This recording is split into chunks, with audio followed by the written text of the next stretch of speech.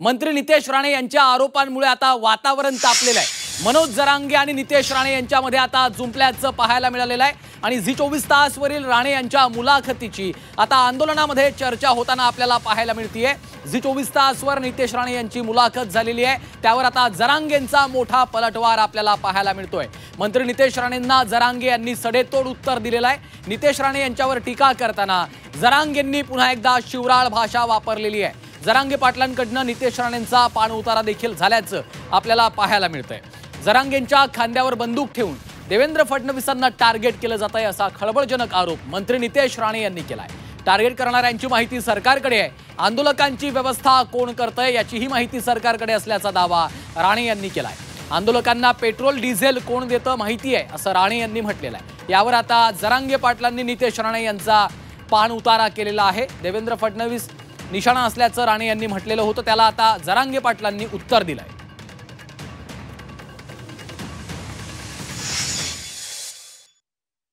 असं आहे की जरांगे पाटलांची आमची जुनी ओळख आहे। तो तसा एकदम प्रामाणिक कार्यकर्ता आहे। त्याला प्रामाणिक वाटतं की मराठा समाजाचं भलं व्हावं, आरक्षण मिळावं, मराठा मुलांना मुलींना त्या पद्धतीने रोजगार आणि संधी, ही त्याची प्रामाणिक भावना आहे।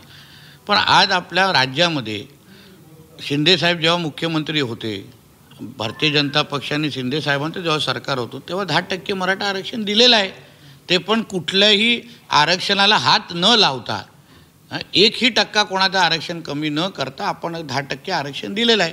आता त्याच्या व्यतिरिक्त अगर आपल्याला आरक्षण पाहिजे असेल किंवा दुसरं, तर सरकारकडून उपसमिती स्थापन आहे, विखे पाटील साहेब त्याचे अध्यक्ष आहेत, त्यांचा चांगला संवाद सुरू आहे।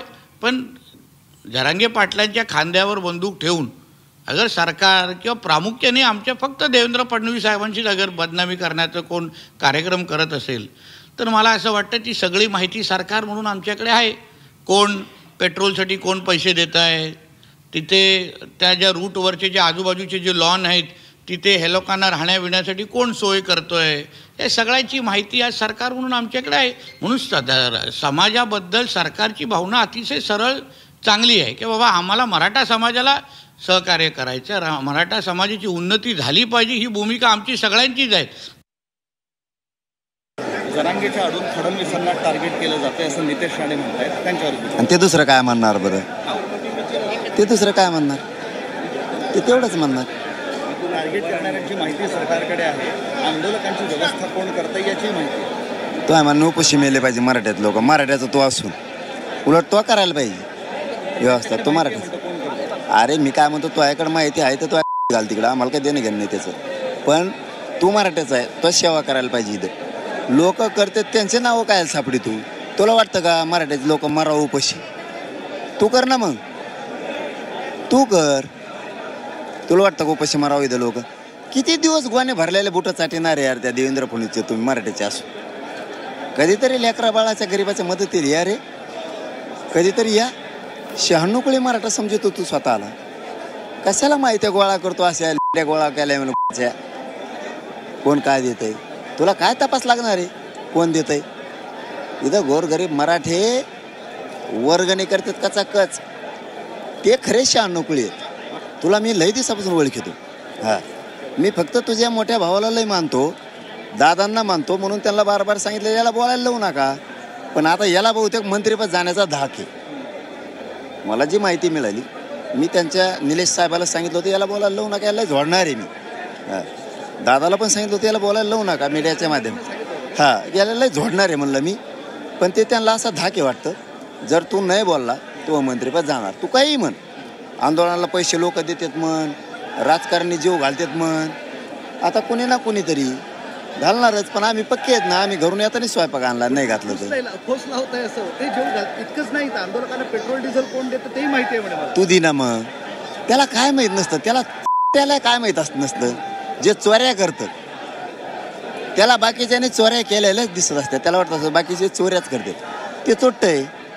त्याला वाटतं मग बाकीचे चोऱ्याच करतात, बाकीच्याचे कष्टाचे पैसे आहेत। लोकांनी मनाने पेट्रोल दिले, डिझेल दिलेत, लोकांनी वर्गाने दिल्या, काय मी म्हणतो देवेंद्र फडणवीसचे गोवाने भरलेले बुटं चाटून आले दिवस 96 म्हणतो स्वतःला, मग जाती कोण बोलावं? जर मराठ्याला कोणी देतच असेल, मला माहीत नाही, देतच असेल तो उलट देणाराचं कौतुक केलं पाहिजे आणि तो पण दिलं पाहिजे तर 96 कुळी, नाही तर तू काय याचा असला 96 कुळी चटी बदग.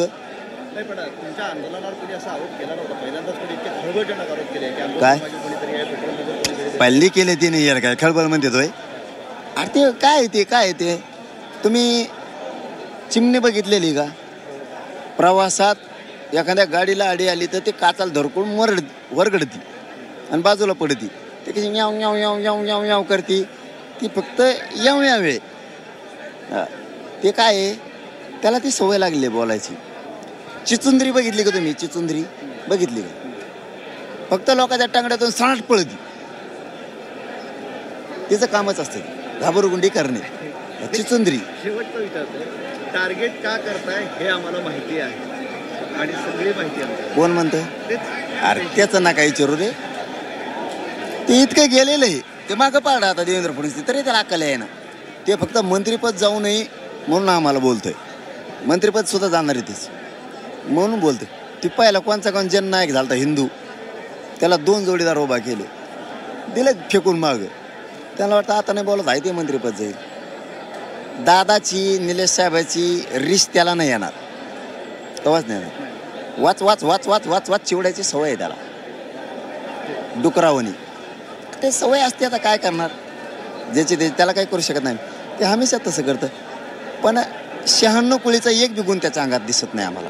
कारण गरीबाचे मराठीचे पोरं जर मुंबईत आली आणि ते जर 96 कुळी असतात तर कणाकणा आला असता, लोकांची सेवा करू लागला असता, जरी पक्षात असता तरी. आणि जे करतेत त्यांना आडवं पाडा नसता. 100% आजपासून शंका आता तो 96 कुळी नाहीच आहे.